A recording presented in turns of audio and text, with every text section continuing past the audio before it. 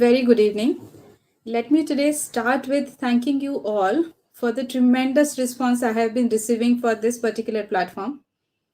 Today is going to be our episode number 11, and since last 2.5 months we have been very consistent with the content and the kind of response we have been receiving. It's really overwhelming. So thank you so much. 2.5 months back, when I thought of this initiative, it was out of necessity, and even I was little skeptical because I thought it was going to be a really roller coaster ride for me, being a working mother, being a special mother, and as this platform calls for a lot of uh, efforts. So I initially thought it was kind of with the okay, but still we continued with it, and I'm so happy today that this is helping people a lot. I am receiving messages, uh, WhatsApp, social media messages, uh, and everywhere. So thank you so much. One of my certain friends had called me a couple of days back, and he had informed me that some child had come to me with some surgical condition, I think appendicitis or something, but the child showed the signs and symptoms of autism. So he told me that since he had been following this channel, he could identify that, and he could actually refer the child to further therapies. So this is a kind of uh, achievement I would like to portray as an achievement. So, thank you so much. In continuation to that, today a very special topic. This is going to be a lot of help for me and for many parents, caregivers like me. Topic is disability certification. Many of us, हम में से काफी लोगों ने disability certification के बारे में सुना है, और हम ये भी जानते हैं कि इसका क्या इस्तेमाल हो सकता। मैं एक प्रैक्टिकल इस्तेमाल बता रही हूँ। My child comes with me everywhere, right from parties to even if I go to the सब्जी वालाज एंड ऑल, वो मेरे साथ हमेशा हर जगह होता है। तो कभी कभी मुझे ऐसा लगता है कि मेरे पास एक कोई डॉक्यूमेंट होना चाहिए कि जैसे उसे थोड़ी special treatment in certain circumstances मिल सके। जैसे आप क्राउड में हैं, आप एयरपोर्ट की क्यू में हैं, या तो फिर बिलिंग के लिए आप क्यू में हैं, तो उस समय मुझे लगता है कि कोई ऐसा डॉक्यूमेंट होना चाहिए जो मैं दिखा सकूं वहाँ की अथॉरिटी को, और उससे उसे शायद थोड़ा सा प्रायोरिटी मिल सके। तो इसी चीज़ पे बात करने के लिए, इसी चीज़ पे हमें गाइड करने के लिए आज हमारे साथ एक स्पेशल गेस्ट है। उनको तो मैं इंट्रोड्यूस कराऊंगी ही, उससे पहले जो हमारा मैंडेटरी डिस्क्लेमर है, let me take you through that. I am Dr. Bhavna B. Shinde. This is episode number 11 of Autism Doctor from Horse's Mouth. And as usual, this is not an individual medical advice, and I am not associated or not promoting any of the platforms or any of the institutions our experts come from. Yes, today we have Miss Aditi Jha with us. She is a senior social worker as well as a associated with the training department of Umeed Child Development Center, Mumbai. Let me take you through her CV. Miss Aditi Jha, she has done her master's in social work, disability studies and action from Tata Institute of Social Sciences. She is specialized in social work, in disability studies and action. Currently, she works as senior social worker and training lead with Umeed Child Development Center with the Department of Social Work Services. So without a further ado, let me welcome Miss Aditi Jha. Aditi, are you there? Yes, Bhavna, I am there. So पहले तो thank you so much Aditi. हम एक दूसरे को खास जानते भी नहीं है। मुझे आपका नंबर एक इंस्टीट्यूशन से मिला था, जहाँ पर आपने काफ़ी लोगों को इम्प्रेस किया था, आपके काफ़ी लोगों को हेल्प भी करी थी। तो वहाँ से मुझे आपका नंबर मिला था और मेरे एक मैसेज पे आपने आने के लिए हामी भर दी थी। सो thank you so much for that. And आपको पता नहीं है कि ये चीज़ हमारे लिए कितनी इम्पोर्टेंट है, जिस पे आज आप बात करने वाले हैं। मुझे खुद को इसके बारे में अंदाज़ा नहीं है। So thank you so much. Thank you Bhavna. मैं आप मुझे थैंक यू बोल रहे हो, मैं आपको थैंक यू बोलना चाहती हूँ कि आपने मुझे और हम उम्मीद से आज आपको शामिल कर पाए हैं। जैसे आपने बोला कि हम कुछ ही समय से एक दूसरे को जानते हैं, लेकिन मुझे ऐसे नहीं लगता। आई थिंक हमारी कॉन्वर्सेशन जो हो रही थी, मुझे हमेशा ऐसे लगता है कि मैं आपको पहले से भी जानती हूँ, और मोस्टली हम पेरेंट्स को हम जब मिलते हैं तो हमें ऐसे ही फील होता है। And thank you so much. I think ये प्लेटफॉर्म मेरे लिए भी नया है, और इसके बारे में मुझे भी आपसे बहुत कुछ जानने मिला है। सो और डेफिनेटली और भी पेरेंट्स को ये हेल्प होगा, क्योंकि जो मुझे समझ में आया है कि किस तरीके से आप इस प्लेटफॉर्म के जरिए बहुत सारे ऐसे अवेयरनेस क्रिएट करने की कोशिश कर रहे हो, जो कि बहुत यूजफुल है पेरेंट्स के लिए, केयर गिवर्स के लिए और प्रोफेशनल्स के लिए भी। So thank you so much Bhavna for inviting me. So yeah thank you Aditi. तो बेसिकली टुडे जैसे हमें आपसे जानने को मिलेगा डिसेबिलिटी सर्टिफिकेट।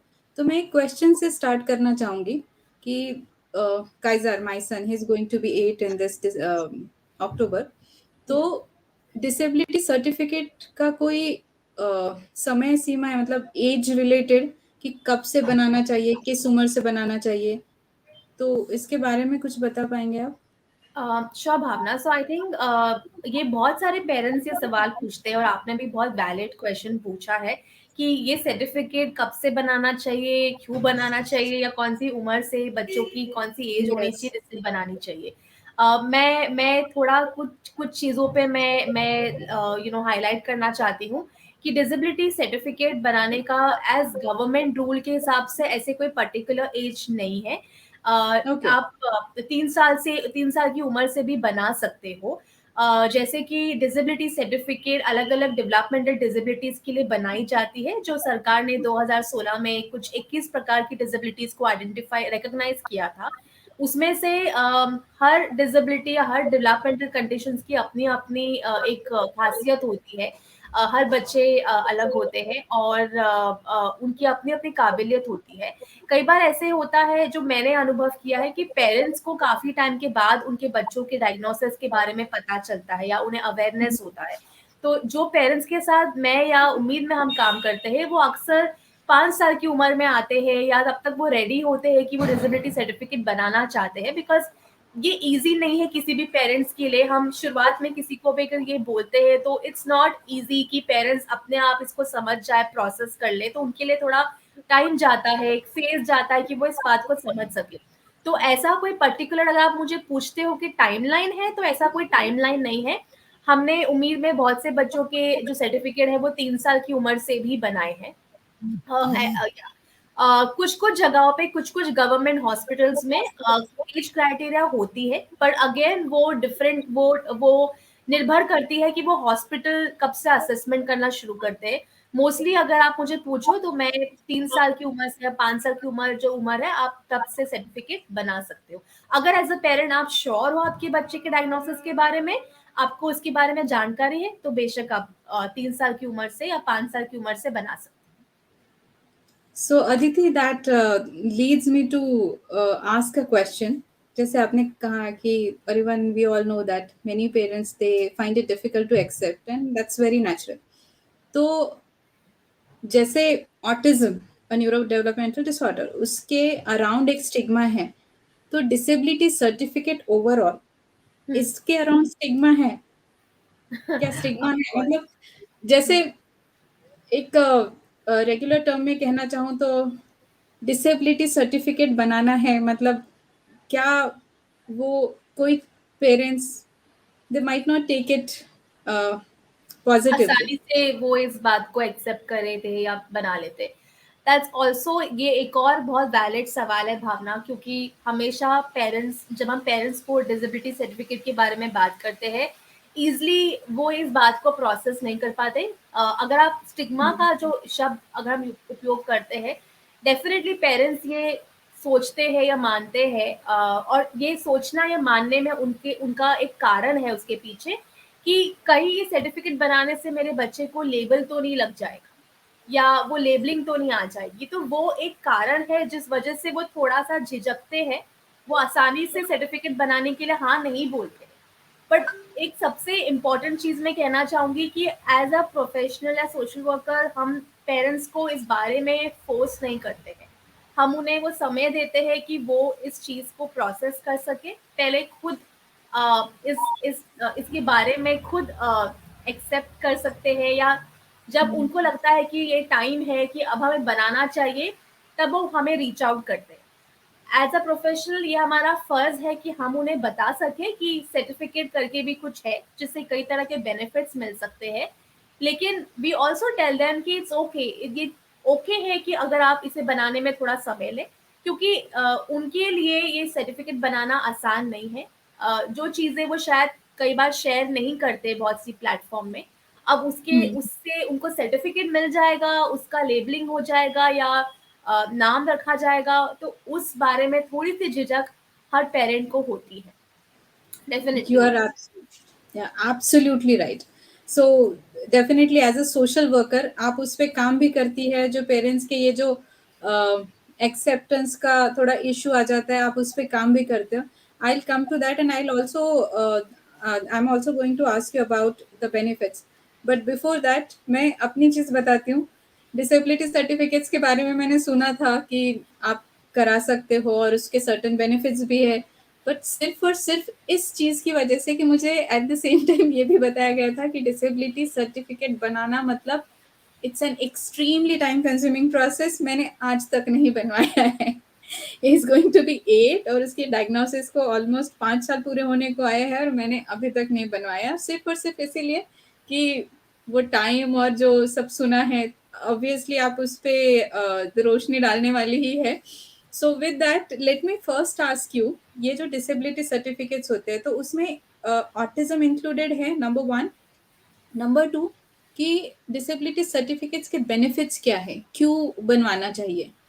जी, डिसेबिलिटी सर्टिफिकेट बनाने का जो एक मोटिवेशन भी होता है कई बार पेरेंट्स को, मैं सॉरी सेकेंड पॉइंट का आंसर पहले दे रही हूँ जी जी जी, ब्रीफली कि एज यू प्रेफर. उसके बेनिफिट्स क्या होते हैं। जैसे कि आपने कहा भावना कि ये पूरा ऐसे माहौल क्रिएट किया गया है कि भाई हॉस्पिटल में बहुत समय लग जाता है, सॉरी नो जी offence to any medical professional और hospital, but they are also, वो भी बहुत मेहनत करते हैं और उनका भी प्रयत्न रहता है कि वो सब प्रोसेस स्मूथ कर सके, पेरेंट्स के लिए एक्सेसिबल बना सके। बट हाँ, प्रोसेस थोड़ा टीडियस है, बट पेरेंट्स के लिए बहुत इंपॉर्टेंट होता है जानना भावना कि सर्टिफिकेट बनाने से मुझे फायदा क्या मिलेगा, राइट? जी जी. मुझे इससे क्या फायदा मिलेगा, इससे क्या बेनिफिट मिलेगा, मुझे स्कूल में बेनिफिट मिलेगा, मुझे हेल्थ इंश्योरेंस में बेनिफिट मिलेगा, मुझे ट्रैवल में बेनिफिट मिलेगा। तो ये जो बेनिफिट्स के बारे में अक्सर बात नहीं किया जाता है। बात कहाँ से करेक्ट. शुरू होती है अक्सर कि चलो आपको डिसेबिलिटी सर्टिफिकेट बनाना है, ये मैंडेटरी सर्टिफिकेट है, ये बनाना बहुत कंपलसरी है। तो ये कंपल्शन का शब्द जब आता है तो पेरेंट्स को कई बार आसानी से प्रोसेस नहीं होता कि ये क्यों कंपलसरी है, इससे क्या फायदा मिलेगा, मैं इतना जी क्यों मैं रुकूंगी, इतना समय लगेगा, तो बेनिफिट्स का क्या मिलेगा, इसका क्या फायदा है। मैं बेनिफिट्स के बारे में थोड़ा बोलना चाहूंगी कि प्लीज. बेनिफिट्स हर प्रकार के मिलते हैं। जैसे कि स्कूल में एडमिशन लेते समय आजकल बहुत सारे स्कूल्स आपके सर्टिफिकेट के बारे में पूछते हैं। जैसे कि आप कुछ मैंडेटरी डॉक्यूमेंट्स आपके बच्चे के लिए सबमिट करते होगे स्कूल एडमिशन के लिए, उसी तरीके से अब डिसेबिलिटी सर्टिफिकेट या फिर यूडीआईडी कार्ड, जो अब हम कहते हैं यूनिक डिसेबिलिटी आईडी कार्ड, वो भी पूछा जाता है स्कूल एडमिशन के लिए। अक्सर कुछ स्कूल पूछते हैं वो इसलिए ताकि आपके बच्चे को अगर स्कूल में क्लासरूम में कोई प्रकार की कंसेशंस चाहिए होगी, तो अक्सर इन सर्टिफिकेट्स पे ब्रीफ कंसेशंस, एग्जाम कंसेशंस के बारे में भी जिक्र किया जाता है, राइट? और या allow me to interrupt please. Yes ये यस आपने यूडीआईडी एक एक टर्म जी बताया और जी। सर्टिफिकेशन एक, या दोनों अलग है? नहीं, दोनों एक्चुअली सेम है। डिसेबिलिटी सर्टिफिकेट के साथ साथ अब हमें एक यूडीआईडी कार्ड मिलता है। जैसे हम सबके पास आधार कार्ड, पैन कार्ड रहता है, वैसे ये यूनिक डिसेबिलिटी आईडी कार्ड भी बनना शुरू हो गया है, जो 2016 से आया था। बहुत सारे पेरेंट्स को इसके बारे में अवेयरनेस नहीं था, तो और ये कार्ड बनाना भी जरूरी है। तो जब आप जिस हॉस्पिटल से आप सर्टिफिकेट के लिए अप्लाई करते हो, यूडीआईडी कार्ड भी आपको साथ में मिल जाता है। तो ये दोनों का प्रोसेस सेम है। Yes. सो एक आईडी कार्ड की तरह यूडीआईडी मिलेगा, ताकि वो बच्चा हमेशा साथ में कैरी कर सके और जहां जहां बच्चा जरूरत या है दिखा अडल्ट सके। विद डिसेबिलिटी वो अपने साथ कैरी कर सकते हैं, जो उनको आसानी से ट्रेन में, बस में या एयरलाइंस में उन्हें ट्रैवल करने में आसानी मिलेगी। और आपने एक चीज कहा कि जिस तरीके से आपने बहुत अच्छे से बताया कि कैसे आप अपने बेटे को आप ट्रैवल के लिए बाहर लेके जाते हो, आपके साथ अलग अलग स्पेसेस में लेके जाते हो।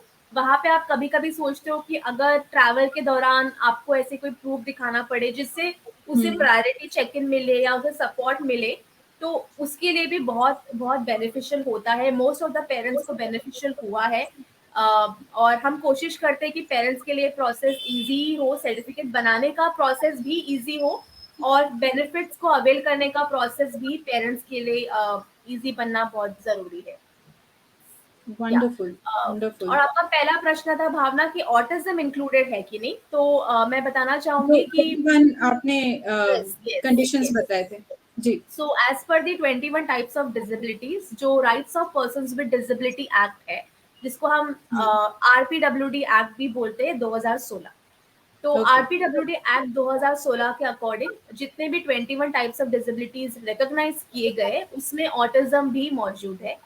और जो जो सर्टिफिकेट मिलता है वो आपको जो है ऑटिज्म सर्टिफिकेट भी मिलता है। लेकिन ऑटिज्म जो है, जो मैं पेरेंट्स से कहना चाहती हूँ, जो फैक्ट है, ऑटिज्म जो है उसे सरकार ने इंटेलेक्चुअल डिसेबिलिटी के उस कैटेगरी में बाइफरकेट किया, डिवाइड किया है। सो आपको अगर सर्टिफिकेट बनाना है ऑटिज्म का, तो डायरेक्टली ऑटिज्म नहीं मिलेगा, इंटेलेक्चुअल डिसेबिलिटी लिखा जाएगा, ब्रैकेट में ऑटिज्म स्पेक्ट्रम लिखा जाएगा।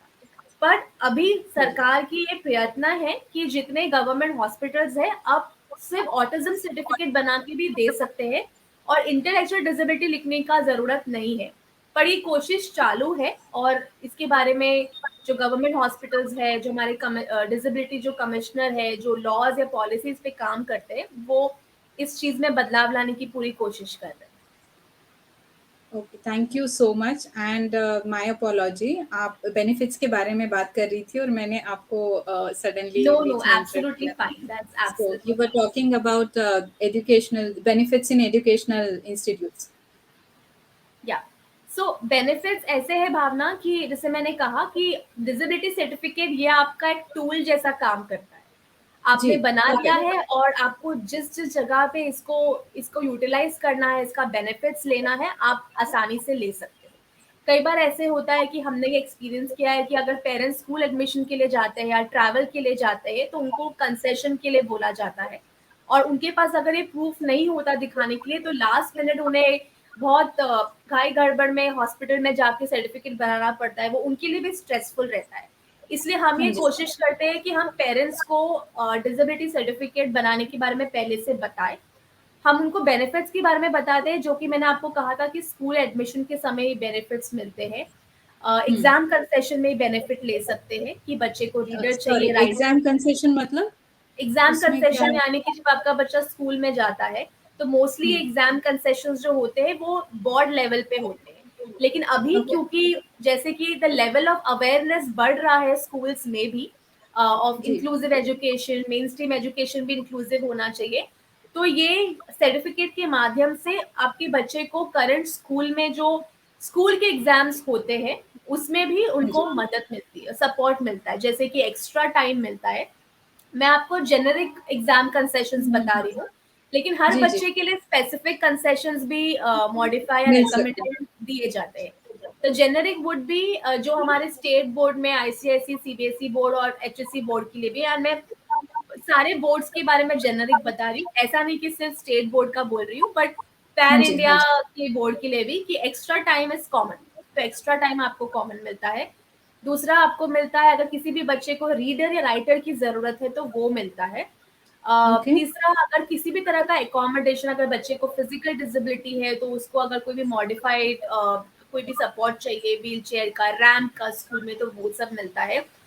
कई स्कूल्स में आजकल स्पेशल एजुकेटर्स भी होते हैं जो सपोर्ट करते हैं, काउंसलर्स भी होते हैं जो सपोर्ट करते हैं, जो भी एक सपोर्ट बहुत इम्पोर्टेंट लगता है, जरूरी होता है बच्चों के लिए। और सब्जेक्ट एग्जाम्शन मिलता है कि एक लैंग्वेज आप छोड़ सकते हो, एक लैंग्वेज आप ले सकते हो, तो ये एग्जाम्शन मिलता है। स्पेलिंग मिस्टेक वगैरह जो एरर होते हैं वो इग्नोर कर सकते हैं।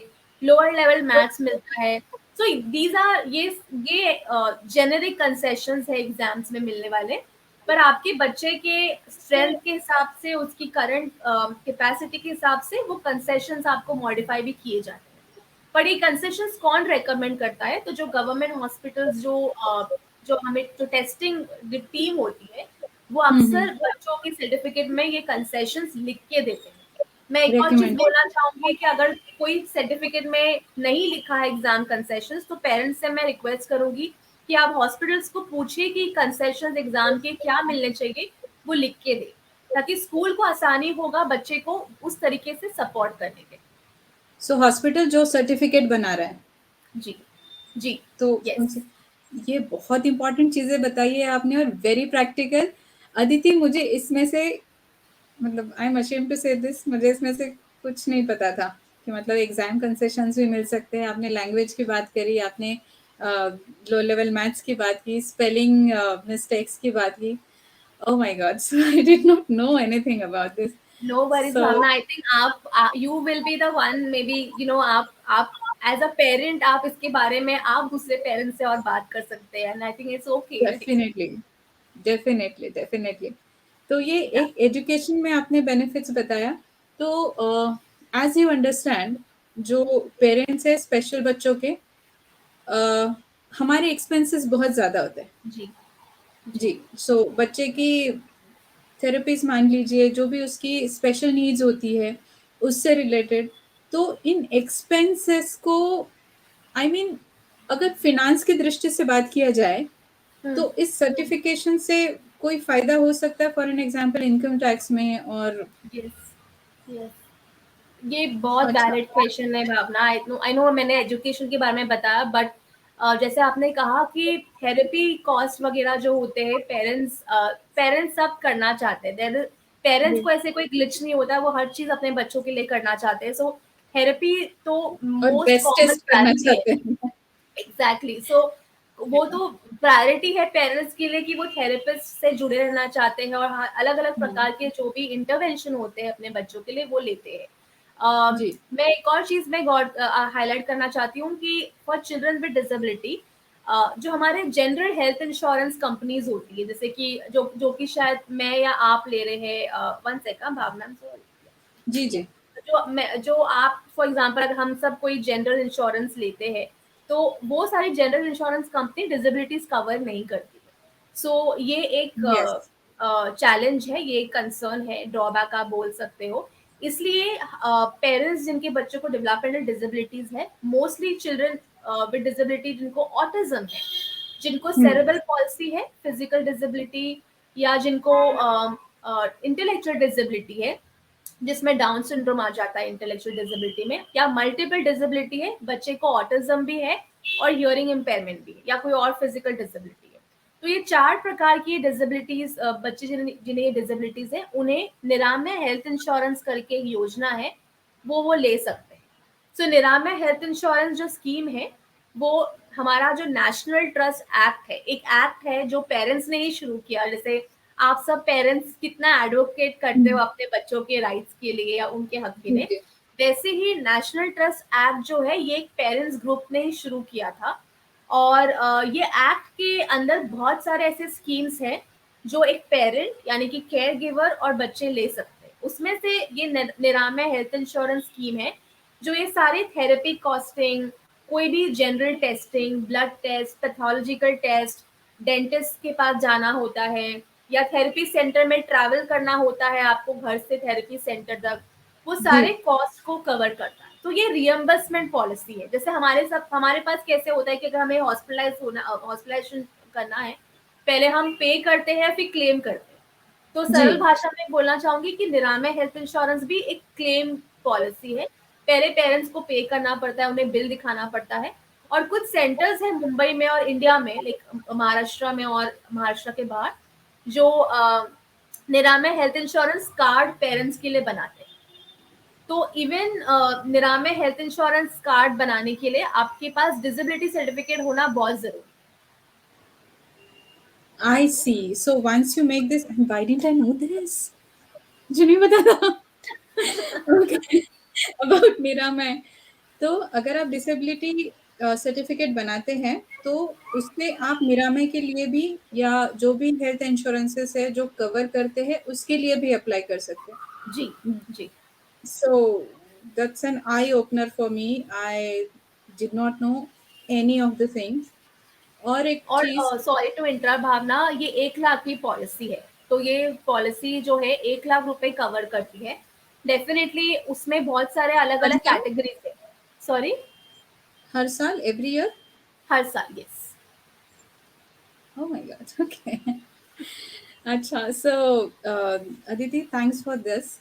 Another question again related to finances कि ये डिसेबिलिटी सर्टिफिकेट का मुझे मेरे कुछ टैक्स बेनिफिट मुझे मिल सकता है? जी, tax parents tax deduction? Benefits भी ले सकते हैं। There is a form called form 10A, जो आसानी से आपको ऑनलाइन मिल सकता है। अगर एज अ पेरेंट आपके कोई सीए है या चार्टर्ड अकाउंटेंट के साथ आप अपना ऑफिस का काम के लिए आप टैक्स अप्लाई करते हो, तो आप ये फॉर्म 10A जरूर डाउनलोड करके प्रिंट कर सकते हो। और जो आपका डिसेबिलिटी सर्टिफिकेट है वो आपको अटैच करना बहुत जरूरी है। तो जो भी मैंने आपको स्कूल कंसेशन बताया या फिर हेल्थ इंश्योरेंस कंसेशन बताया या इनकम टैक्स बताया, सबके लिए वन ऑफ द डॉक्यूमेंट जो आपको सबमिट करना as a proof is your आपके बच्चे का disability certificate from government hospital. कोई भी प्राइवेट हॉस्पिटल्स ऑथराइज नहीं होता है डिसेबिलिटी सर्टिफिकेट बनाने के लिए। सो आपको निरामय लेना है, आप इनकम टैक्स भी अवेल कर सकते हो, और फॉर्म 10A आप डाउनलोड करके प्रिंट भी कर सकते हो या आपके सीए से भी पूछ सकते हो। और ये आसानी से मिल जाता है, तो पेरेंट्स आसानी से इसको डाउनलोड करके बेसिक डिटेल्स अपने बच्चों का डिसेबिलिटी, उनका डायग्नोसिस क्या है, और जिस हॉस्पिटल से आपने अपने बच्चे का असेसमेंट करवाया था उसी हॉस्पिटल से आप उनके मेडिकल ऑफिसर का या मेडिकल जो डॉक्टर इंचार्ज है, जो डेवलपमेंटल पीडियाट्रिशियन भी हो सकते हैं, उनका हाँ आप जी. स्टैम्प या साइन लेकर इनकम टैक्स अवेल कर सकते Okay. Okay. Thank you so much for this particular information because I was looking for that. But फिर एक टाइम बाद मुझे आलस आ गया सर्च करने में तो मैंने उसे परस्यू नहीं किया था. सो कोई अदिति, बात एक और चीज़ और इम्पॉर्टेंट चीज़, मुझे आपसे प्रोसेस जानना है from the scratch. Disability certificate कैसे बनाना है, तो चलो हम काइज़र का भी एग्जांपल ले सकते हैं.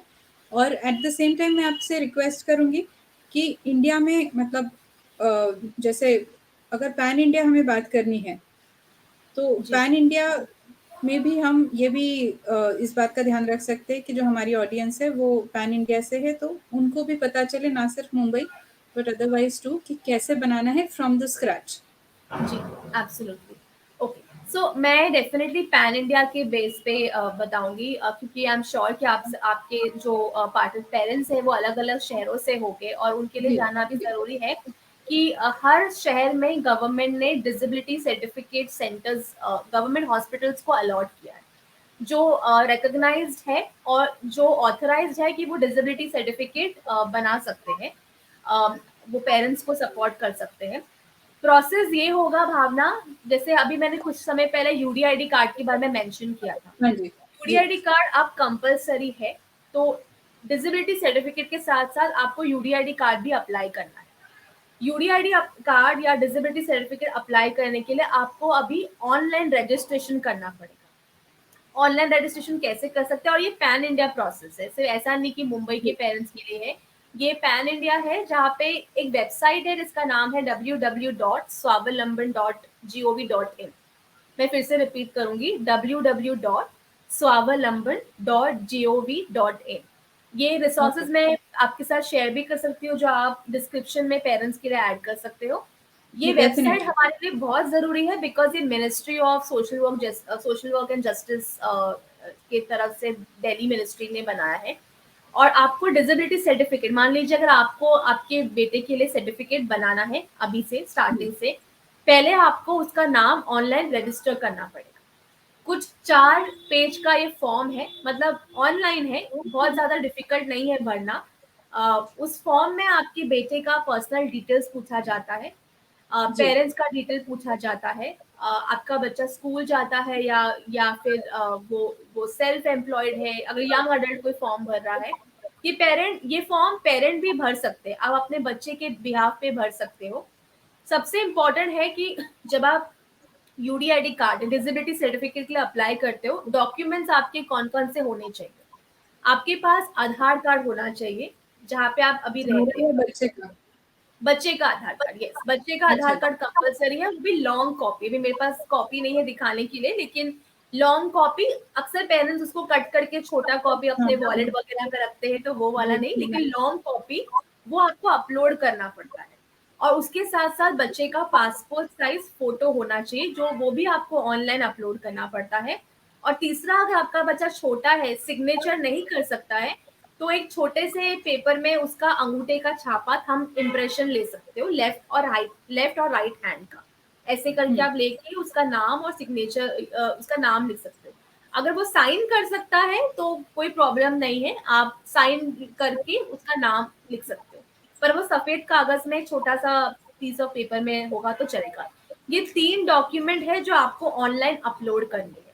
अगर किसी जी। पेरेंट्स के पास पहले से पुराना सर्टिफिकेट बना है, जो 2016 में बना होगा या 2017 में बना होगा, तो वो भी पुराना डॉक्यूमेंट साथ में अपलोड कर सकते हैं। सो ये फॉर्म जब फिल कर देते हो, डॉक्यूमेंट्स अपलोड हो गया। डॉक्यूमेंट्स ऑब्वियसली अपलोड करने के लिए कुछ रीसाइजिंग करनी पड़ती है कि डॉक्यूमेंट इतना ही फॉन्ट का होना चाहिए, इतने ही साइज का होना चाहिए, तो ही वो एक्सेप्ट करता है सिस्टम।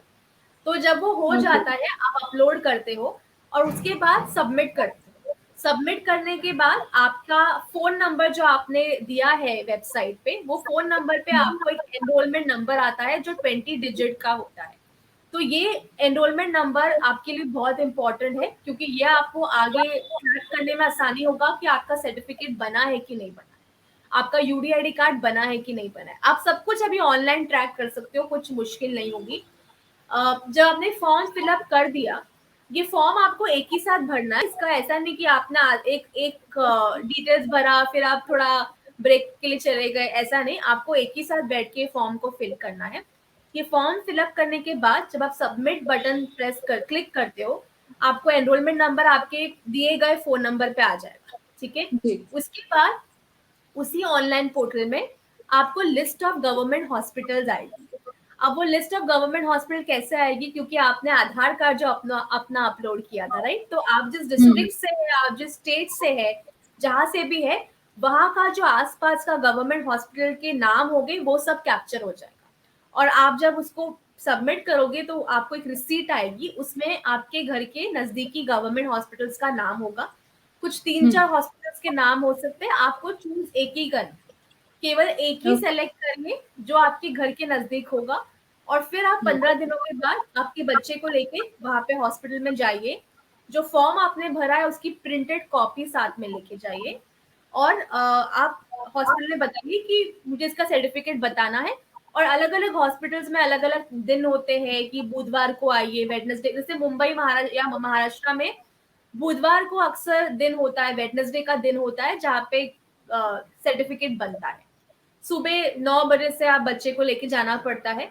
लेकिन आपने कुछ टाइम पहले भावना पूछा था कि पेरेंट्स को जब ये सुनते हैं कि इतना सब जल्दी जाना पड़ता है, इतना समय लगता है, हमने ये देखा है, हमने अनुभव किया है कि अगर हम पेरेंट्स को पहले ही बता देते ना कि आपको कौन सा हॉस्पिटल जाना है, वो हॉस्पिटल में आपको ये डॉक्टर को मिलना है, आपको तीसरे माले पे जाना है, तो पेरेंट्स के लिए वो आसान हो जाता है।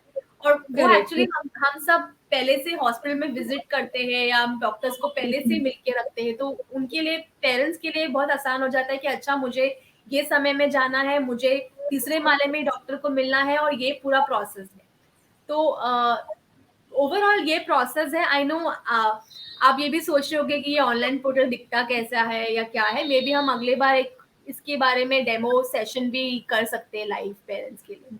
That is going to be very very very helpful definitely. तो मतलब आपने आपने खुद कहा है कि आप वापस आने वाली हैं, तो डेमोन्स्ट्रेशन के साथ हम शायद मिलेंगे।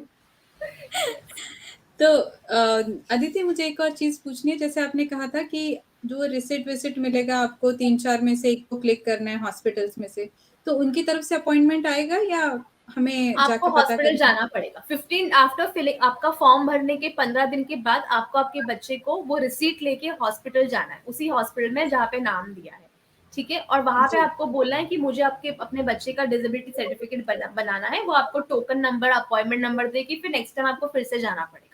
मोस्टली आधा दिन चला जाता है बच्चे का असेसमेंट वगैरह करने के लिए, तो पहले से ही बच्चों को प्रिपेयर, या पेरेंट्स आप अपना दिन वैसे प्रिपेयर करके जा सकते हैं। लेकिन हॉस्पिटल कॉल नहीं करता, उसके लिए पेरेंट्स को जाना पड़ता है। यस, समझ गई। तो वो इवैल्यूएट करेंगे बच्चे को जी, और उसके सारे डॉक्यूमेंट साथ में लेके जाने हैं जो अब बिल्कुल, तक के दिए बिल्कुल। गए जो हैं। आपने अपलोड किया है, आधार कार्ड बहुत इम्पोर्टेंट है। सभी पेरेंट्स को बच्चे का आधार कार्ड बनाना बहुत इम्पोर्टेंट है। बच्चे का ओरिजिनल आधार कार्ड डॉक्यूमेंट्स लेके जाए। अगर किसी भी और डेवलपमेंटल पीडियाट्रिशियन या डॉक्टर्स को आप बाहर मिले हो आपके बच्चे के हाँ, डायग्नोसिस के लिए, वो उनका रिकॉर्ड भी साथ में लेके जाए, वो बहुत यस। जरूरी है। तो फिर आधे दिन का, ऑलमोस्ट आधे दिन का वो प्रोसीजर होगा पूरा, कि जिसमें इवैल्यूएशन होगा और जो डिफरेंट टाइप के टेस्ट होंगे। तो वो जी। होने के बाद तुरंत सर्टिफिकेट मिलेगा या नहीं, टाइम नहीं, लगेगा? तुरंत नहीं मिलता है। आपको कम से कम 3-4 महीना लग जाता है आपका सर्टिफिकेट और यूडीआईडी कार्ड आने में। अगर आपका यूडीआईडी कार्ड या सर्टिफिकेट आपके हाथ में एज अ हार्ड कॉपी नहीं भी आया तो चलेगा। आपका ऑनलाइन आप ट्रैक करके उसको प्रिंट ले सकते हो।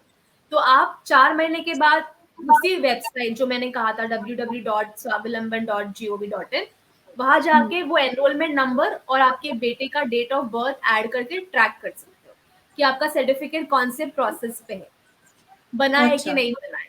सिमिलरली जैसे ओके। अगर मैं बोलूँ, जैसे हम लोगों ने वैक्सीनेशन के लिए अपना नाम रजिस्टर मैं किया भी था, हाँ, मैं भी वैसे वही कहने वैसे वाली ये थी। प्रोसेस है। Yes, even for Aadhaar card यही प्रोसेस है ना, कि यस, आप, यस, हाँ, तो आधार कार्ड के ऑलमोस्ट, लिए भी ऑलमोस्ट हाफ डे जाता ही है आपका। तो yes. It may not B that time consuming जो कि मैंने सुना था। तो डेफिनेटली और वर्थ गिविंग अ शॉट, क्योंकि मैं उसके बेनिफिट्स जब देखती हूँ, एक, मैं पेरेंट की एक प्रैक्टिकल चीज़ बताना चाहती हूँ जो मैंने स्टार्टिंग में भी मेंशन किया। मैं हमेशा सोचती हूँ मेरा बेटा मेरे साथ स्टेपनी की तरह हर जगह जाता है। फिर चाहे वो मेरे फ्रेंड्स की मीटिंग हो या फिर मैं ग्रोसरी शॉपिंग के लिए जा रही हूँ या तो फिर सिर्फ घूमने जा रहे हैं कहीं, तो वो हमेशा मेरे साथ होता है। कभी-कभी मेरे वर्क प्लेस में भी मेरे साथ होता है। तो बहुत बार ऐसी सिचुएशन आती है जब मुझे उसके लिए कुछ प्रिविलेज चाहिए होता है, मैं एक्सपेक्ट करती हूँ ताकि सोशली उसे कुछ उसका बेनिफिट मिले, तो मुझे सर्टिफिकेट वहाँ भी शायद हेल्प करेगा कि यस, जैसे। Yes, absolutely. So Bhavna, thank you for sharing this. कई बार पेरेंट्स नहीं समझ पाते कि हम अपने बच्चों को कहाँ लेके जाए बाहर, या कैसे लेके जाए, पर जिस तरीके से आप उसकी सोशल लाइफ को, या आप उसको अलग अलग स्पेसेस पे फेमिलियर करवाते हो, आपकी वर्क प्लेस पे या लीजर स्पेसेस पे, वो बहुत अच्छा है। मैं आपको एक्नॉलेज करना चाहूंगी। दूसरा, कई कई जगह पे यस, जैसे कि जहाँ पे आप अनजान जगह पे गए हो, मोस्टली अगर आप प्लेन से ट्रैवल कर रहे हो या ट्रेन से ट्रैवल कर रहे हो, वहां पे हमारे आसपास के लोग हमारे बच्चे को नहीं जानते या हमारे बच्चे जी, के बारे में नहीं जानते, तो उनके लिए बहुत मुश्किल हो जाता है समझना कि ये ऐसे क्यों हो रहा है, या फिर क्या करना चाहिए। पेरेंट्स के लिए भी मुश्किल होता है उन्हें समझाना। और इसको समझाने की जरूरत वैसे नहीं है, लेकिन कई बार ऐसे होता है कि सर्टिफिकेट होने से आपको कई प्रकार के कंसेशन मिलते हैं, जैसे कि ट्रेन या बस में आपको थोड़ी सहूलियत मिल जाती है। जो बस और ट्रेन का टिकट होता है उसमें आपको थोड़ा सा फेयर कम हो जाता है, पेरेंट का और बच्चे का फेयर कम हो जाता है। एयरलाइंस में जो आप अगर एयरलाइंस से ट्रैवल कर रहे हैं तो उसमें फेयर कम नहीं होता है, लेकिन with the help of certificate हमने ये एक्सपीरियंस किया, एटलीस्ट हमने जो पेरेंट्स के इंटरेक्ट किया था, कि प्रायोरिटी चेक इन वगैरह मिल जाती है, या वो जी, समझने की मोस्टली जो ग्राउंड स्टाफ है एयरपोर्ट में, वो समझने की कोशिश करते हैं। हमारा प्रयत्न यही है कि जितना हो सके बाकी जो लोग हैं वो भी सेंसिटाइज हो और समझे, तो आपकी सर्टिफिकेट से उनको थोड़ा से समझ और अवेयरनेस उनमें भी आती है। और एज अ पेरेंट भावना, ये बिल्कुल आपका, आपके बाकी पेरेंट्स का राइट है कि अगर कभी भी ऐसी कोई जगहों पे आपके साथ कोई दुर्व्यवहार होता है, आप इसके बारे में डेफिनेटली शिकायत कर सकते हैं, या आप इसके बारे में ज़रूर आवाज़ उठा सकते हैं, क्योंकि वो आपके बच्चे का हक है, वो किसी के भी बच्चे का हक है। तो हाँ जी, लेकिन सर्टिफ़िकेट होने से थोड़ी बहुत सहूलियत मिल जाती है कि पेरेंट्स जो है, उनके पास एविडेंस है, उनके पास प्रूफ है, जो डॉक्टर्स ने प्रूफ है। लिखे थे। तो वो इम्पोर्टेंट करेक्ट। मुद्दा है। So Aditi, thank you so much. मैंने आपका बहुत समय लिया, बट फिर भी मैं थोड़ा सा इसे समराइज करना चाहूँगी कि जब आप डिसेबिलिटी सर्टिफिकेट बनाते हैं तो आपको हर बार हर जगह ये प्रूव करने की ज़रूरत नहीं पड़ती है कि मेरा बेटा स्पेशल है। जैसे एक सिंपल सी चीज़ बताती हूँ कि हम एक टेम्पल के लाइन में खड़े थे और बहुत बड़ा क्यू था, तो वहाँ सिक्योरिटी गार्ड्स थे। तो ऑब्वियसली क्राउड की वजह से मेरा बच्चा कंफर्टेबल फील नहीं कर रहा था, वो ऑलमोस्ट मेल्टडाउन में जाने के लिए ही रेडी बैठा था। तो मैंने जी, सिक्योरिटी गार्ड से रिक्वेस्ट किया, तो उन्होंने मुझसे सबसे पहला क्वेश्चन ये पूछा, क्योंकि उन्होंने कहा कि ये आप देख के लगता तो नहीं आपका बेटा स्पेशल बेटा है, मैं तो स्पेशल राइट, चाइल्ड है। राइट। तो मुझे उनको समझाना पड़ा। तो मैं ये सोचती हूँ कि अगर उस समय मेरे पास वो आपने जो यूडीआईडी कार्ड कहा या तो फिर जी, सर्टिफिकेट कहा, डिसेबिलिटी सर्टिफिकेट, वो मेरे पास होता तो मुझे शायद उतना एक्सप्लेन करने की ज़रूरत नहीं पड़ती। या जी, तो बहुत जी सिचुएशंस आती है, काफ़ी सारी सोशली सिचुएशंस आती है जब हम ट्रैवल करते हैं, कई बार किसी के हाथ में वेफर्स देख के वो ले लेगा या तो मतलब किसी के ड्रेस को पुल करेगा, तो वो चीज़ें जब जी, चलती है तो जी, जी, सोशली में भी it they may not be the approving authority, but but I at least know. अगर सिचुएशन आ जाए ऐसी, डिफिकल्ट सिचुएशन आ जाए, तो प्रोबेबली मैं वो प्रोड्यूस कर पाऊंगी यूडीआईडी कार्ड और सर्टिफिकेट, जिससे लोगों को पता चल पाए no this is a special situation and special child. I so know. Yeah thank you so much Aditi, मुझे आपने जितनी भी बात की आज, जितना भी हमें एनलाइटन किया, उसमें से मुझे 2% भी नहीं पता थी। और मेरा अभी पहला काम यही होगा कि आपने जो स्वावलंबन वेबसाइट की बात की है, मैं उस पे एनरोल करने वाली हूँ काइजर को, एंड एवरी बेनिफिट जो उसका है वो मैं समझती हूँ मेरे बच्चे का राइट है, और वो मेरा राइट है एज ए पेरेंट, और हम दोनों ने अपना राइट लेना ही चाहिए। एब्सोल्युटली भावना, आई थिंक मैं ये बोलना चाहूंगी कि आपने आपने बहुत इंपॉर्टेंट चीजें शेयर किया है एज अ पेरेंट, क्योंकि आपने जो अभी शेयर किया वो दूसरे पेरेंट्स के लिए बहुत यूजफुल होगा। जो मैंने किया उससे भी कहीं ज्यादा अ, कि किस तरीके से कुछ कुछ डिसेबिलिटीज विजिबल नहीं होती है, वो इसलिए वो हम्म, डेवलपमेंटल डिसेबिलिटीज होती है। जी, कंसर्न्स डेवलपमेंटली होते हैं, और कई लोगों को नहीं समझ में आता और बोलते हैं कि ठीक है, ऑटिज्म नहीं समझता है तो वो बोलता है, चलता है, तो क्या दिक्कत है। और आपने हाँ, सही कहा, किसी को सोशली प्रूव करने की जरूरत नहीं है, पर कई बार ऐसे मौकों पे शायद अगर आपको बताना पड़े या सपोर्ट लेना पड़े या समझाना पड़े लोगों को, तो ये एक एज अ टूल, जैसे मैंने कहा था, आप एज अ प्रूफ उसको डेफिनेटली आप बता सकते हो। आप साथ ही साथ अवेयरनेस भी क्रिएट कर सकते हो आपके खुद के छोटे छोटे कम्युनिटीज में, घर के आस पड़ोस में। दूसरा जी, चीज मैं ये बोलना चाहूंगी कि जो आप यूडीआईडी के लिए बोल रहे हो, यूडीआईडी फॉर्म कैसे भरते हैं या डेमो, मैं ये भी बोलना चाहूंगी भावना, हम ये वर्कशॉप भी करते हैं पेरेंट्स के लिए अलग से। मैं ओके, इनवाइट करना चाहूंगी कि आप भी इसमें शामिल हो, क्योंकि श्योर, हमने ईद में ये भी रियलाइज किया है, या हमारी सोशल वर्क टीम ने, कि एज अ प्रोफेशनल या सोशल वर्कर्स हम पेरेंट्स को इन्फॉर्मेशन देते हैं, पर खुद अगर एक पेरेंट उस जर्नी से, या उन्होंने खुद वो अप्लाई किया है सर्टिफिकेट के लिए, तो आपका एक्सपीरियंस दूसरे पेरेंट्स के लिए बहुत ज्यादा मूल्यवान रहता है, बहुत ज्यादा वैल्यूबल रहता है, राइट। तो मैं ये भी बोलना चाहूंगी कि डेफिनेटली मैं आपको सपोर्ट करने के लिए हूँ, और मे बी आप वो फॉर्म जब फिल करो तो मैं आपको गाइड करूँ, और आप दूसरे पेरेंट्स को ये फॉर्म फिलअप करने में भी सपोर्ट कर सकते हो, तो हम ऐसे भी डेफिनेटली कर सकते हैं। I am surely gonna call you कि मैं, और आपने जैसे कहा कि बाकी पेरेंट्स को भी ये एक पता चल जाएगा कि एक दूसरा पेरेंट भी फिलअप कर रहा है, वो बेनिफिट जो है उसके वो अवेल करना चाह रहा है। तो आपको जहाँ पर भी इस चीज़ में मेरा सपोर्ट चाहिए हो, मेरा इन्वॉल्वमेंट चाहिए हो, तो Aditi, I will be there for you. And thank you so much. You agreed to be a part of this episode, and that too just on a simple WhatsApp call, a WhatsApp message. So Thank you. will you be in? And you said yes, of course, I would love to. So thank you so much for that. Thank you so much for being there for all my community, uh, for all my kids, and for me and for my child. So thank you so much, Aditi. Thank you, Bhavna, once again, and I would really love to meet you. And also, just to summarize that, आज जो हमने share किया वो बहुत generic certification process था, benefits process था. तो जो मुझे लगा कि पैन इंडिया पेरेंट्स को पता होना चाहिए, मैंने मोस्टली बहुत सारी इन्फॉर्मेशन दी. ऑफकोर्स उसके भी बहुत सारे pros and cons and details हैं. मे बी बाद में वी कैन सी हाउ आप रिसोर्स के जरिए बाकी पेरेंट्स को गाइड कर सकते हैं. But thank you for जी. inviting me, and I was glad to be part of this conversation. And I would love to be part of more such conversation. Maybe not me, maybe मेरे team से कोई और भी आ सकता है. But thank you so much, Bhavna, and wonderful. You are doing a great job. Thank you, Aditi. And at the same time, I would also like to thank Umaid Child Development Center for the kind of work they have been doing and kind of experts they have in their team. So, thank you so much. Thank you. Take care.